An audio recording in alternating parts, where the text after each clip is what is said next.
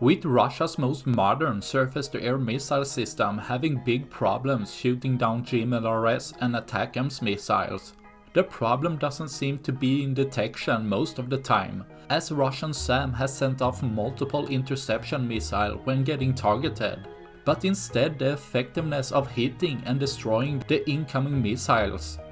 Seen with this Russian S-400 system being targeted and destroyed by ATACMS missiles, with multiple interception missiles fired away well prior to the impact, they seem to all have failed to stop the ATACMS, most likely hitting too poorly and doing little damage with blast fragmentation against the hard ballistic missile's body, making even a partial hit to let the ATACMS continue and hit the target, destroying more Russian SAM system, leaving less for tomorrow.